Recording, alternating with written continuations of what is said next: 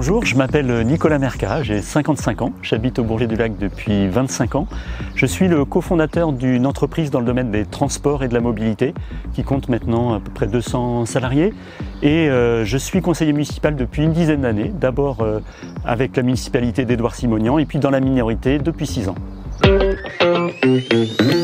Alors c'est d'abord une démarche collective. Vivre le Bourget-du-Lac est né après 7 forums citoyens qui ont permis de rassembler 270 Bourgetins. On a fait plein de propositions et après il a fallu hiérarchiser, il a fallu organiser l'équipe et l'équipe travaille maintenant depuis 9 mois. Pourquoi d'abord changer la méthode ? On a besoin de beaucoup plus de concertation pour travailler au Bourget-du-Lac. Et puis il y a un certain nombre de points qui n'ont pas fonctionné pendant ce mandat, notamment la question des transports, la question d'un urbanisme mal maîtrisé, et puis encore une fois une question de méthode sans concertation. Donc vraiment, notre projet, c'est d'abord la concertation, une méthode, une équipe, un projet. Alors la communication dans le contexte actuel, il a fallu l'adapter. On avait fait beaucoup de porte-à-porte, beaucoup d'apéros de quartier, on avait allumé les fours pendant le premier tour. Tout ce travail de contact, on n'a pas pu le refaire. Donc on a mis en place d'abord des visios Zoom, on a un certain nombre de visios thématiques, et puis on a également fait des petits sachets de graines qui ont permis de diffuser des graines un peu partout. Et on a remis après en place des balades de quartier. Donc on a développé des balades de quartier qui permettent de se promener avec les habitants dans la commune en petits groupes de 10, donc on respecte le confinement. Et puis les gens sortent et puis on peut discuter. Donc on s'est adapté au contexte et finalement ça a bien marché. 3 priorités principales. D'abord, la question de la solidarité à tous les âges. Et la solidarité, on la doit d'abord à nos aînés. Donc on a un projet d'habitat inclusif, c'est une forme nouvelle et innovante qui correspond exactement à ce que souhaite le département dans sa politique de personnes âgées et qui est en fait une sorte d'habitat partagé entre des personnes âgées qui partagent un projet de vie, qui partagent aussi des moyens.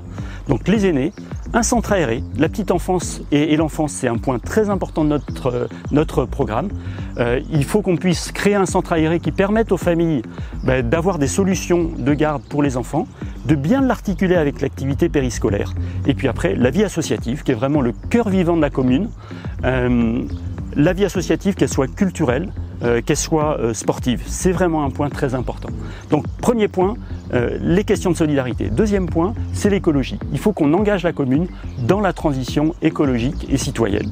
Donc ça veut dire la thermique du bâtiment. Il faut qu'on arrive à rénover nos bâtiments. La commune a l'équivalent de 160 logements, donc d'abord être exemplaire. Ensuite, aider les copropriétés à isoler leurs bâtiments, les énergies renouvelables. On a plein de solutions. Technolac et plein d'entreprises qui sont dans ce domaine-là. On a une forêt qui est magnifique, avec un potentiel de bois énergie qui est important. On a des capacités à faire du solaire, avec l'INES ici, de l'hydraulique, avec le CIH. Donc on a plein de solutions à mettre en œuvre sur les questions d'énergie. Également les circuits courts. On a vu pendant la période de confinement l'importance d'une alimentation de proximité. Et donc les circuits courts, l'agriculture locale sont des éléments très importants. Et puis, troisième élément fondamental pour nous, c'est les transports. On a eu une dégradation sans précédent de notre réseau de transport. On a eu des bus qui ont diminué en fréquence. Donc il faut qu'on retrouve un vrai réseau de bus. Il faut aussi qu'on travaille sur le vélo et le vélo assistance électrique. Ça se développe et c'est une bonne chose. Donc c'est ces 3 points. Mais au-delà du programme, le point le plus important, c'est vraiment le travail d'équipe. On a vécu ici 6 ans avec l'équipe de la majorité qui est une équipe déchirée. Il faut qu'on remette du travail en équipe et on a une équipe qui est compétente sur tous les sujets. On a une équipe avec de l'énergie, on a une équipe avec de l'innovation, de l'initiative et puis surtout qui a de l'envie de travailler avec et pour les Bourgetins. Donc surtout dimanche, allez voter.